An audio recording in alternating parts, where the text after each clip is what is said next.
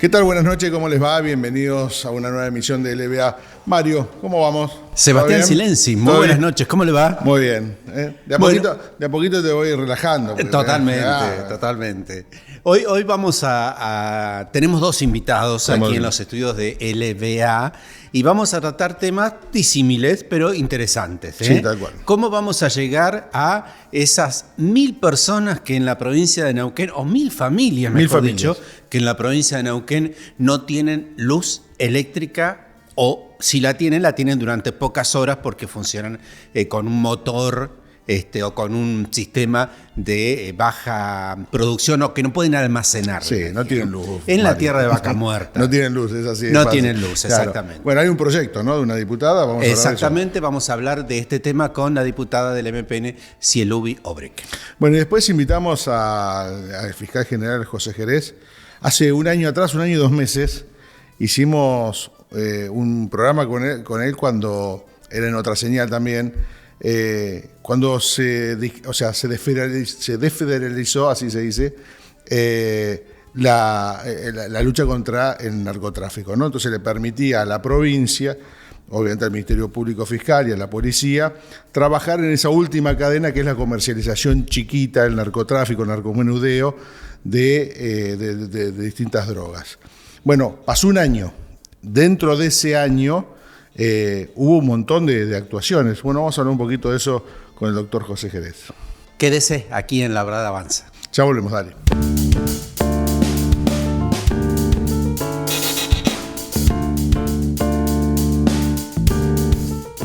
Estamos en la obra más importante en la historia de la ciudad de Neuquén, la Gran Avenida. Y comenzó una etapa clave, los pluviales. Los caños ya llegaron para instalarse y que no nos vuelva a suceder en el 2010 y el 2014.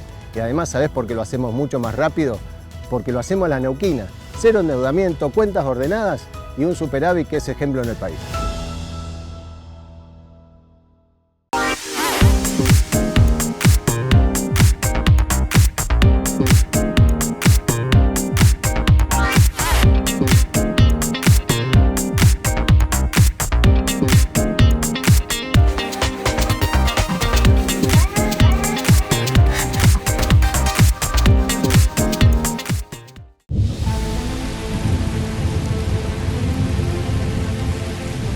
Esto no nos puede volver a pasar. Por eso, estamos construyendo el Gran Pluvial en la Gran Avenida. A la neuquina, trabajando las 24 horas. Con presupuesto propio y 0 endeudamiento.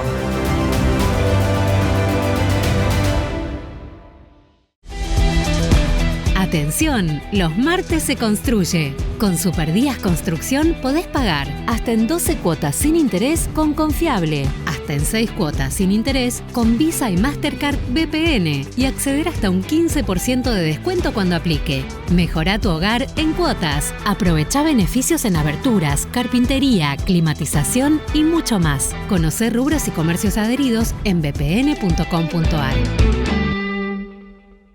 El plan Orgullo Neuquino de 3.000 cuadras de asfalto va a todo ritmo, como acá en Villa Seferino, en Islas Malvinas, en el Z1, en Valentina, en toda la ciudad. Y además, como lo sabés, viene a la neuquina, con superávit, cuentas ordenadas y 0 endeudamiento.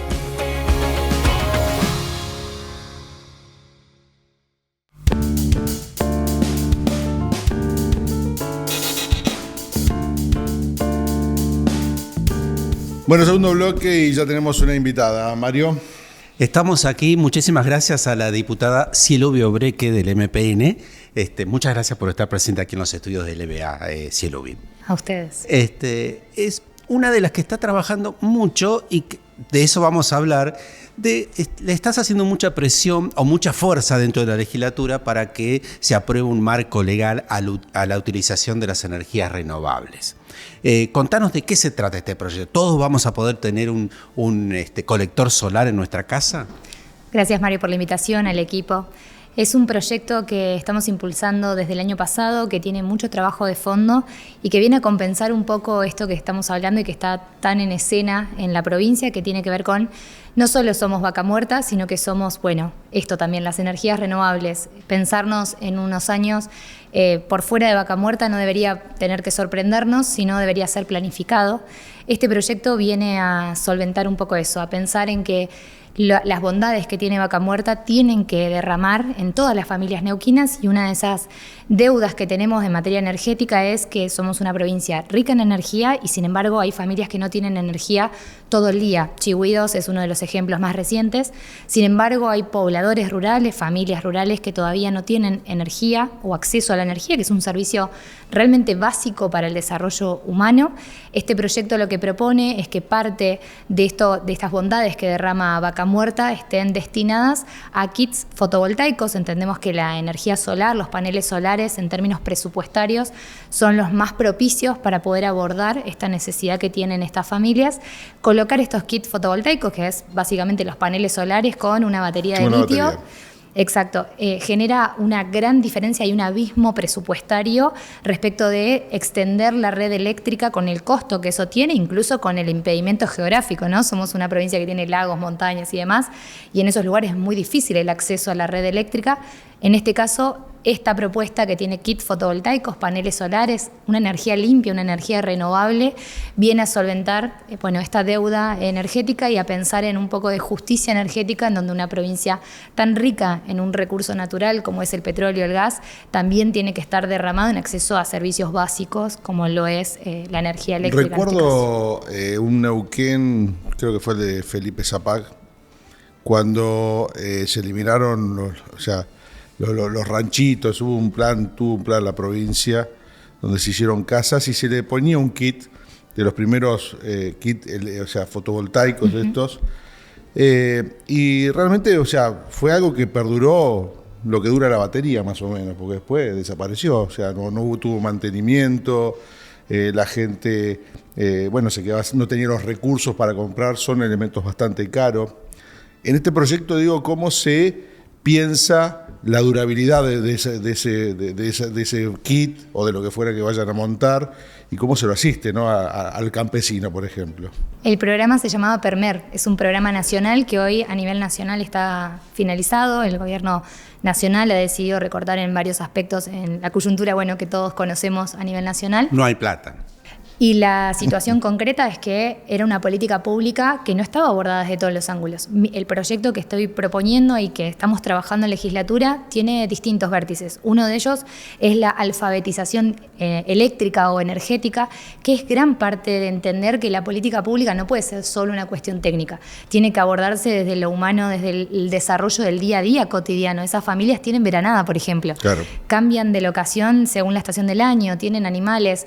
Hoy realmente la situación de esas familias es poner en riesgo su vida al no tener refrigerado un alimento, por ejemplo, al no tener vacunas con refrigeración correspondiente. Bueno, hay un montón de situaciones que hay que abordar cuando nosotros pensamos en este proyecto. Puntualmente la cuestión de cómo la abordaríamos en el paso del tiempo.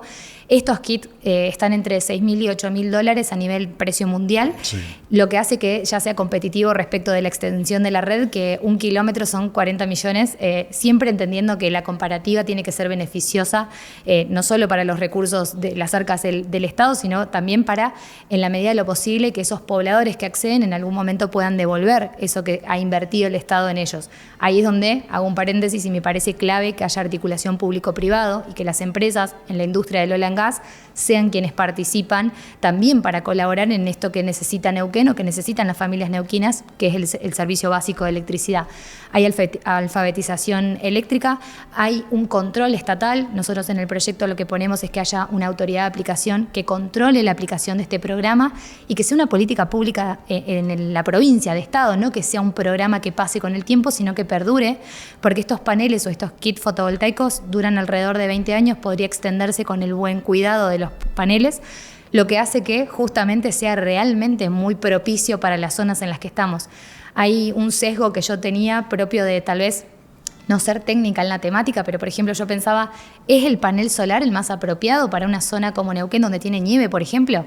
Pensando siempre en la luz solar, sí, claro, ¿no? Bueno, me han explicado ingenieros y técnicos que la nieve refleja el sol y carga los paneles también. Bueno, hay un montón de cosas que son de detalles técnicos que hacen que esta situación que yo planteo, que es el kit fotovoltaico, el panel, sea el más apropiado, no solo en lo presupuestario, sino también en la posibilidad de, por ejemplo, en campos solares o en mini redes solares, el viento que tiene Neuquén los va limpiando solos. No haría falta que se limpien con algún tecnicismo, con lo cual la política pública que propongo a través de este proyecto tiene distintos vértices. La devolución del gasto que hace el Estado en la medida de la posibilidad económica de cada poblador o familia rural, el abordaje de una necesidad real, concreta y actual, porque la necesidad la tenemos hoy. Realmente hay familias que no tienen acceso a la energía y que hay que atender esa necesidad. Y puntualmente la cuestión técnica que tiene que ver con el mérito, la oportunidad y la conveniencia de que sea esta solución fotovoltaica con una energía renovable la que pueda abordar esta problemática.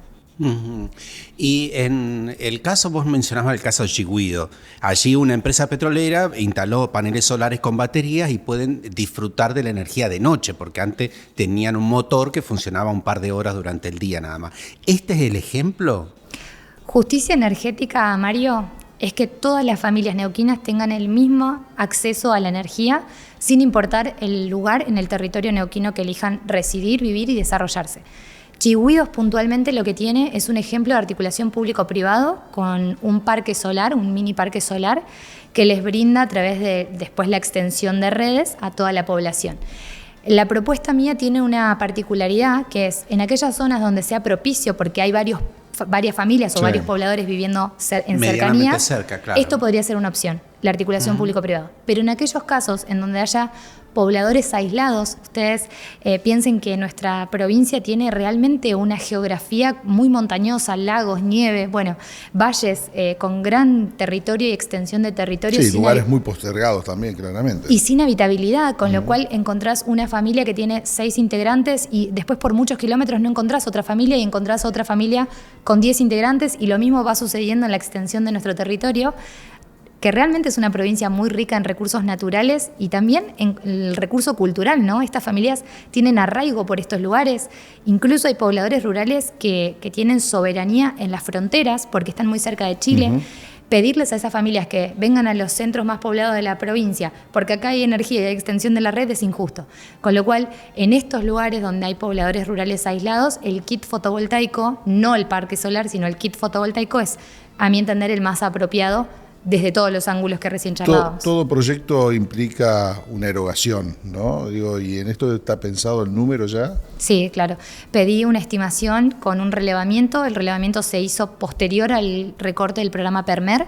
También pedí evaluaciones al Ente Provincial de Energía de Neuquén, al EPEN, y sobre todo lo que hice fue hablar con el Ejecutivo Provincial para ver números reales y concretos de a cuántas familias impactaría esto. Hoy hay 905 pedidos, lo que quiere decir es que hay más personas porque los pedidos son de un integrante de la familia que en este momento no tiene acceso a la energía eléctrica. Pensémonos en un día sin cargar el teléfono, sin prender la luz. Hablaba en Chigüidos con una familia que me decía: a nosotros se nos termina el día cuando baja el sol. Bueno, a nosotros no. La realidad es que el sol en el invierno baja a las 7 de la tarde y tenemos realmente 4, 5, 6 horas muchas veces de día, porque tenemos la luz, porque podemos prender una computadora y trabajar de manera remota, porque podemos estudiar, nos podemos desarrollar, incluso podemos transitar sin necesidad de estar preocupados porque no vemos a dónde estamos pisando. Bueno, esa es la realidad de algunos pobladores neuquinos. Esa es la realidad que tiene Neuquén hoy. Son 905 pedidos de pobladores rurales aislados que tienen que abordar, y acá hablamos de la energía como energía eléctrica con el ejemplo, pero eso implica que no tengan una heladera para refrigerar, que no tengan una pava eléctrica para calentar agua. Bueno, realmente hay mucho que se deriva de esa situación de no tener acceso a la energía. Sería una suerte de Starlink fotovoltaico. Puede ser. La conectividad es un gran tema también. Claro, porque al no tener luz no hay posibilidad de conectividad e incluso... Digo más, en lugares donde hay nieve en el invierno, nuestra provincia es caracterizada por la cuestión climática, En estos lugares puntualmente, pensar en un alumno o una alumna que pueda estudiar de manera remota le da posibilidades reales de crecimiento y desarrollo. En el caso de estos pobladores que no tienen acceso a la electricidad, tampoco tienen conectividad, con lo cual esa posibilidad... Y tampoco tienen recursos, muchos de ellos. La realidad es que son pobladores, en muchos de los casos, que viven de su ruralidad, de sus animales. Hay muchas tejedoras, mujeres tejedoras, hay muchas mujeres que hacen sus artesanías. El Estado llega desde sus distintas ramas de la cartera ministerial.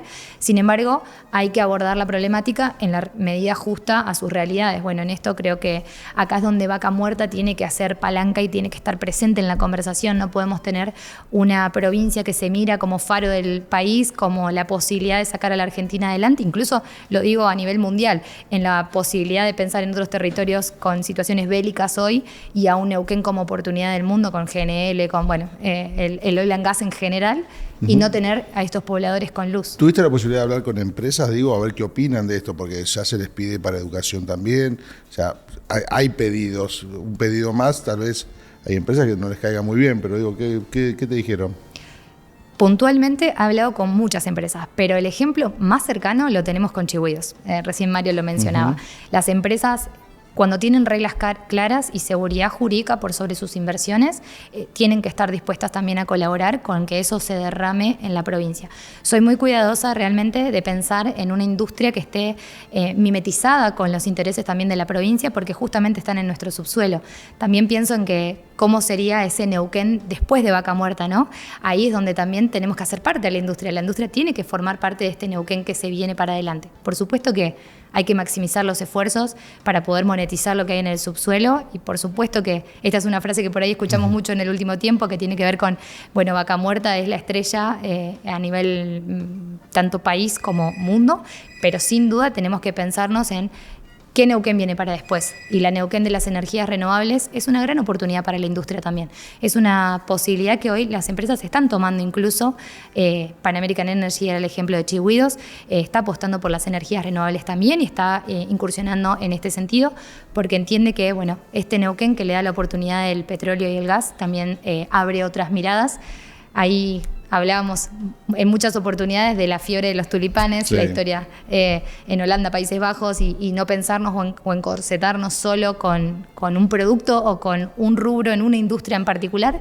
Creo que seríamos necios si no pensamos en un Neuquén que tiene una oportunidad única en este momento de maximizar los esfuerzos y poder concretar lo que tiene que ver con lo que nos queda de desafío en Vaca Muerta, pero sin duda diversificar en energías renovables y poder involucrar tanto a lo público como a lo privado en energías renovables. Este es un ejemplo, el proyecto, pero hay muchos, GNL, nosotros estamos trabajando en electromovilidad también. Bueno, es una forma de dejar a la industria también en nuestra provincia y de diversificar los aportes y la industria, no solo en el petróleo, sino en otros rubros. Silvio Breque, muchísimas gracias. A ustedes, muchas gracias. Gracias por estar. Hacemos una pausa aquí en La Verdad Avanza, ya volvemos.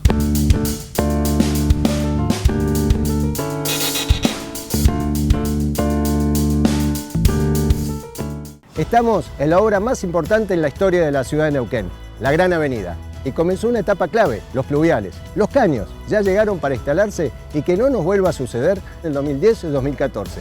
Y además, ¿sabés por qué lo hacemos mucho más rápido? Porque lo hacemos a la neuquina.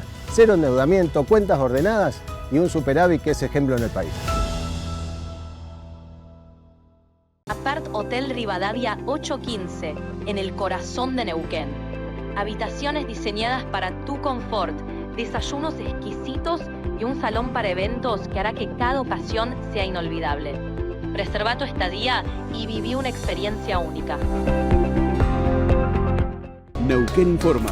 Noticias destacadas. Mientras avanza a buen ritmo la pavimentación del primer tramo de la Ruta 26 entre Cabiagüe y Copahue, el gobernador Rolando Figueroa anunció que antes de fin de año se licitará el segundo tramo. La ruta se está haciendo y estamos haciendo ahora hasta el desvío al Salto del Agrio, pero antes que termine este año vamos a estar licitando el otro tramo para poder llegar a Copahue con pavimento. Por eso también tenemos que mejorar las rutas con el acceso a Copahue, las mejores termas del mundo. Más información en neuqueninforma.gov.ar. El plan Orgullo Neuquino de 3.000 cuadras de asfalto va a todo ritmo, como acá en Villa Ceferino, en Islas Malvinas, en el Z1, en Valentina, en toda la ciudad. Y además, como lo sabés, bien a la neuquina, con superávit, cuentas ordenadas y cero endeudamiento.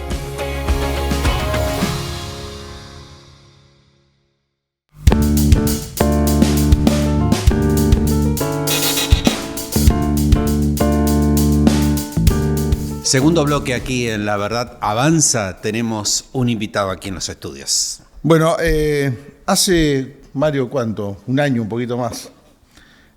Hablábamos en este programa, en otra señal, sobre lo que era el lanzamiento... 1 año y 2 meses, sí. Sí, 1 año y 2 meses. De lo que era el tema del microtráfico, del narcomenudeo y la decisión que se había tomado en Neuquén de avanzar con ese tipo de combatir ese tipo de delitos. Y hace 1 año y 2 meses lo habíamos invitado al doctor José Ignacio Jerez, que es el fiscal general de la provincia. Hola, José. ¿Qué tal? Bueno, muchas gracias por la invitación. 1 año después. Sí, vos, ¿no? Bueno, fíjate vos que realmente volví a ver el programa para no volver a hablar de lo mismo. Y la verdad que con una gran satisfacción debo decir que después de ese año y 2 meses, Neuquén tiene resultados excepcionales que la coloca a la vanguardia de entre las provincias que hacen microtráfico, ¿no?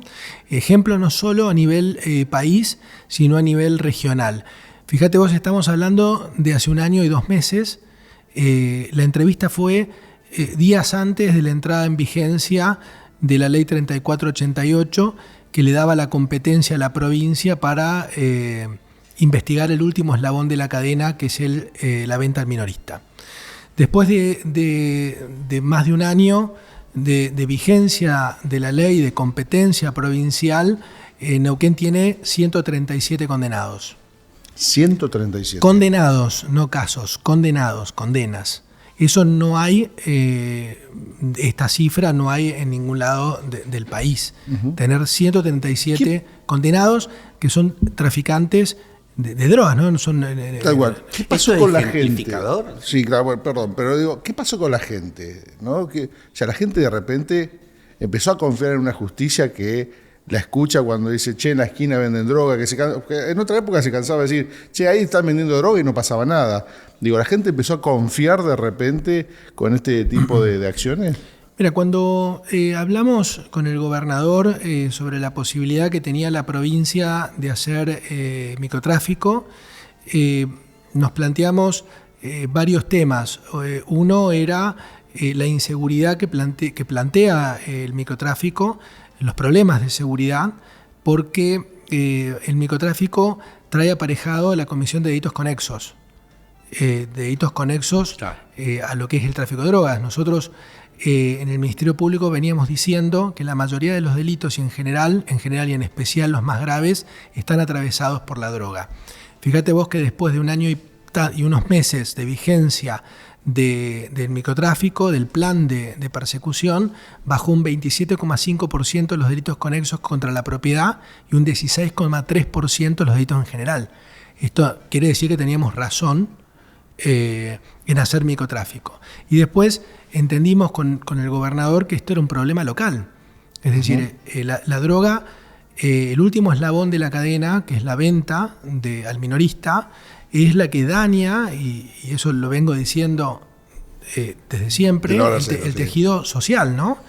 Porque mientras la droga se elabora, se transporta y se distribuye, no genera daño en la sociedad. Sí son eslabones que tienen que ser investigados por la justicia federal, pero la droga comienza a hacer estragos y comienza a dañar la paz social y afectar al orden público cuando es vendida. Y entonces el problema es local. Y también entendimos que la provincia está en mejores condiciones que la justicia federal y que la nación y que las fuerzas federales para investigar un fenómeno eminentemente local. Fíjense ustedes, en estos días hemos tenido un montón de procedimientos en el interior de la provincia. Hemos secuestrado 10 kilos de droga en San Martín de los Andes. Hemos secuestrado 34 kilos de droga en Chosmalal. Terrible. Hemos hecho 18 allanamientos el sábado pasado en Centenario. Hemos derribado una casa ayer. Es decir, este plan de persecución penal contra el narcotráfico en Neuquén no tiene descanso. Y en esto sí tengo que agradecer muchísimo y ser agradecido de la policía que tiene la provincia de Neuquén. Tiene un área de antinarcóticos que es un ejemplo, que realmente es un gusto trabajar. Nosotros formamos equipo con las fiscalías de narcocriminalidad, con el área de antinarcóticos, y realmente se trabaja muy bien este tipo de delitos. Con lo cual están a la vista los resultados. Creo que es una política pública de Estado en Neuquén. ¿Y por qué la gente perdió miedo, José?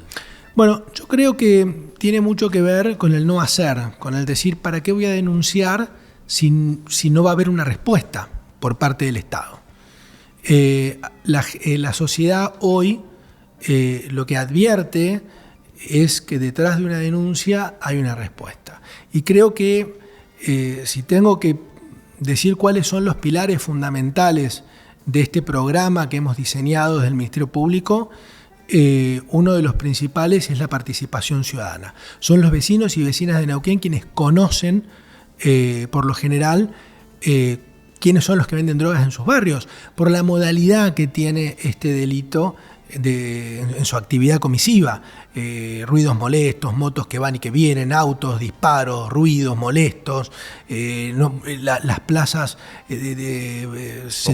ocupadas y los chicos que no pueden salir. Entonces, realmente el microtráfico plantea un problema local y barrial, y son los mismos vecinos quienes están cansados y hartos. Bueno, nosotros diseñamos esta herramienta, que es un código QR, donde uno ingresa directamente a la página del Ministerio Público Fiscal y aporta datos sobre la venta de droga en los lugares donde las personas viven.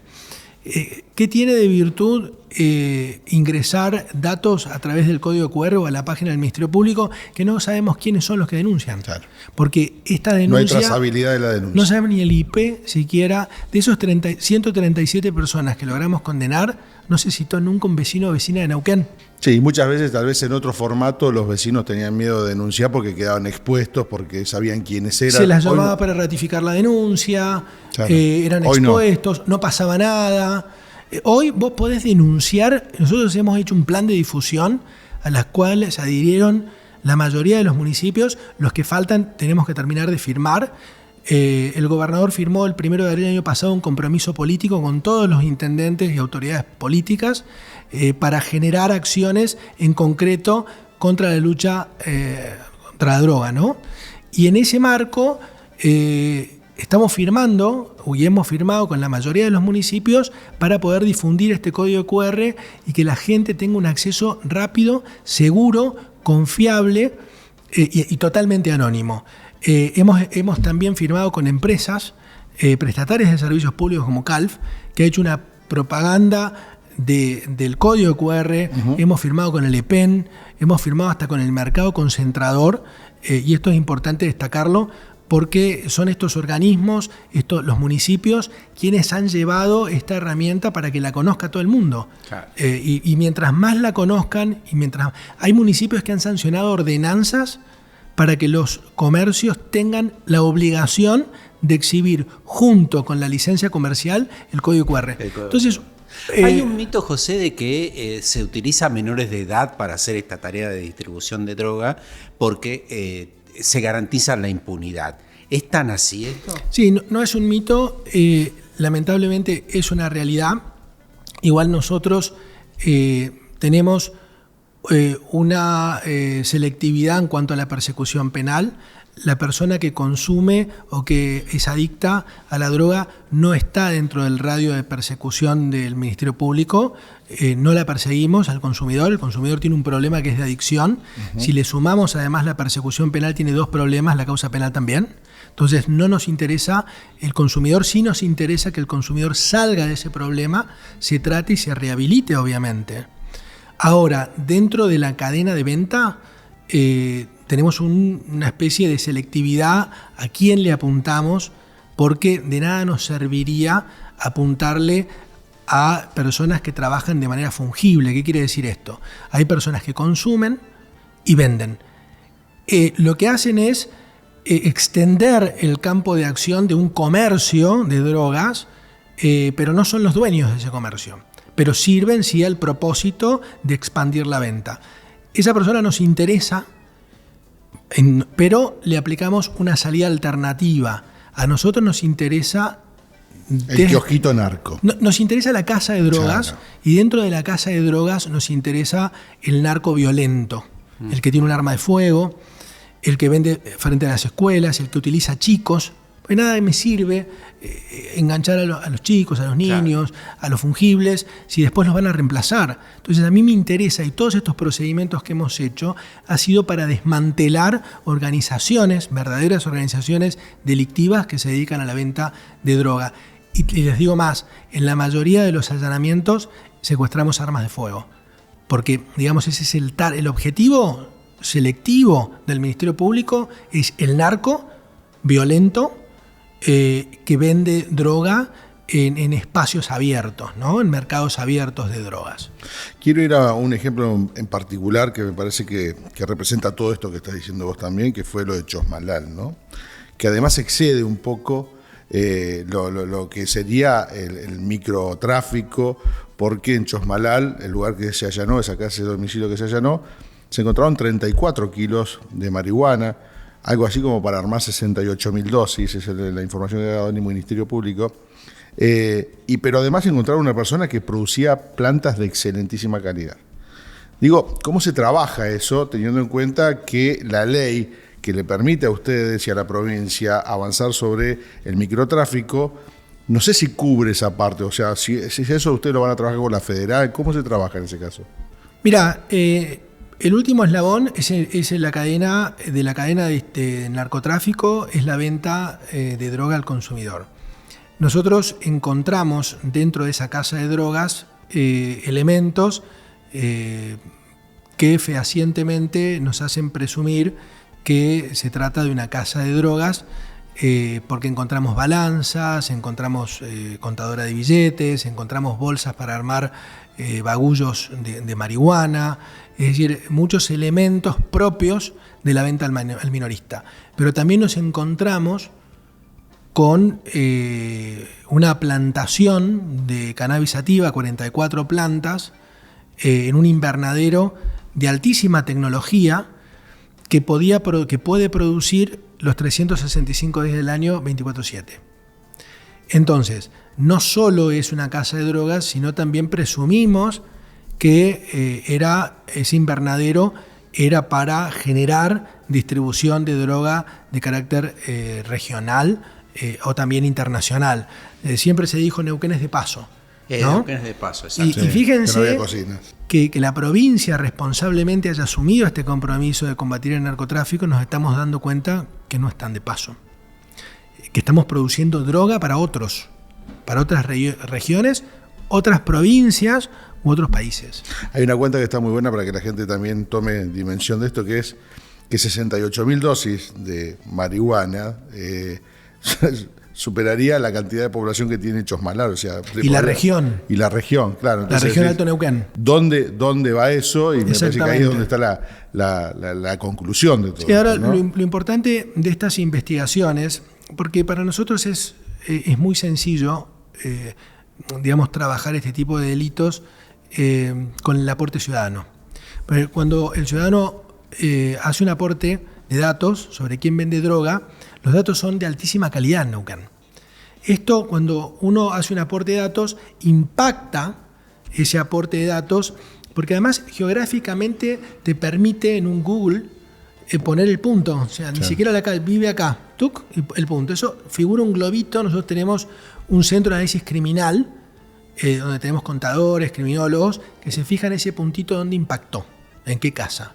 Y por lo general no tenemos un puntito, tenemos 2, 3, 4, 5. Claro, no es un competidor que quiere destruir a su competencia, sí, y lo manda que también nos sirve, Mario, pero tenemos 5 puntos, por ejemplo, 4 puntos, 7 puntos de aportes, ¿no? Entonces, uno se fija y ya, esta casa interesa, son 7 puntitos que tiene. Vemos, porque ya hay nombre y apellido, hicimos un convenio con Coelsa para poder tener rápidamente la billetera electrónica de esta persona. Entonces nos fijamos si esa persona en los movimientos de su billetera electrónica son compatibles con el microtráfico de drogas. Es muy fácil darse cuenta. Si yo reviso, siempre con una causa penal, detrás las billeteras electrónicas de una persona común, me voy a dar cuenta que va a comprar en el supermercado, le transfiere al hijo, pero en estos casos las transferencias se producen a esa cuenta, por lo general los días jueves a domingos, entre las 7 de la tarde hasta las 4 de la mañana, entre 30.000 y 75.000 pesos, todo el tiempo. Por lo general mueven entre 30 y 40 millones, uno medio, por mes, en una sola billetera, porque además lo tienen al hijo, lo tienen al primo, lo tienen al sobrino, claro, con todas las billeteras. Hay gente que tiene postnet. Hemos secuestrado postnets de casas de drogas. Sí, pues la gente hoy no maneja plata, maneja tarjeta. Se adaptan al mercado. Totalmente. Pero ¿qué pasa? Nosotros le revisamos eso y nos fijamos, una persona que maneja 40 millones de pesos por mes debería ser responsable inscripto. Debería tener un contador que le haga los números y le discrimine el IVA. Bueno, ni siquiera están como monotributistas, no existen en Arca. Claro, pero no hay forma, pero tienen, digamos, un movimiento de 40 millones de pesos. Entonces ya ahí ya sabemos que esa persona, y podemos saber quiénes son los que venden más y quiénes son los que venden menos y poder seleccionar el próximo golpe. La policía trabaja con drones, esto también el Ministerio de Seguridad invirtió mucho en tecnología, la actual gestión, donde se compró equipamiento, el ministro compró equipos de alta tecnología y ya directamente ponemos un dron, claro, que se pone a hacer tarea de observación y sacar fotos y filmar todo el movimiento. Está muy bien trabajar con tecnología, porque es gente que siempre quiere estar delante nuestro. Yo digo, un dron usar, ¿y eso no es violatorio del derecho de la intimidad? No, ¿cómo va a ser violatorio del derecho de la intimidad tener un dron controlando una vivienda de una persona que vende droga a nuestros hijos, a nuestros seres queridos, y que además comete un sinnúmero de delitos, porque mata? Fíjense en Valentín Sur. La gente pasa en moto, tira tiros. No les importa la vida de la gente. Entonces estamos combatiendo a esas personas, los peores delincuentes del mundo. Entonces cuando me dicen, no, usar esa tecnología, ¿y eso cómo se coordina con el derecho de defensa? Le digo, tenemos que ser astutos. Tenemos que utilizar tecnología, tenemos que hacer convenios. Y tenemos que definir bien quién es el enemigo, claro, porque si no... Exactamente. Me hace recordar, yo tuve problemas con los jueces que me empezaron a anular los allanamientos nocturnos. Sí, pero es una actividad que se produce de noche.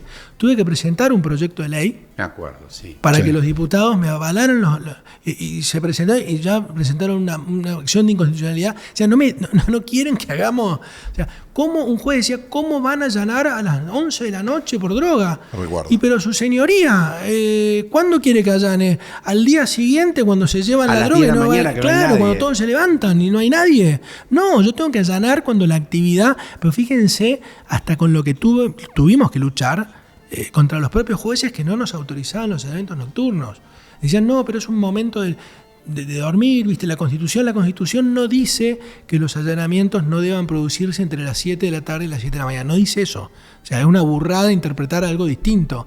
Dice que por cuestiones correccionales, de falta en esa época, porque había muchos prostíbulos en Neuquén, había mucho juego clandestino, en la época que se sancionó la Constitución, pero decía, salvo en causas criminales. El microtráfico tiene una pena mínima de 4 años.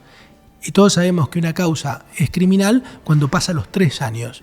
Entonces, bueno, por suerte el Tribunal Superior, con gran sentido jurídico y sentido común, dijo los allanamientos nocturnos son constitucionales. José Jerez, Muchísimas gracias. Por favor, gracias a ustedes. Vamos a invitarlo de nuevo en breve, sí, porque hay muchos temas para hablar, sobre todo con las actuaciones del Ministerio Público Fiscal, no solamente en el narcotráfico, en el narcomenudeo, sino también esto que decías recién, José, que tiene que ver con la actuación de algunas o las conductas de algunos delincuentes que no estamos acostumbrados a verlos acá en Neuquén, ¿no? Esto de andar a los tiros, bueno, ver cómo está trabajando también el Ministerio Público Fiscal con todo eso. Quedó abierta la invitación. ¿Nos despedimos? Nos despedimos, nos vamos. Hasta el próximo programa de La Verdad Avanza. Chau.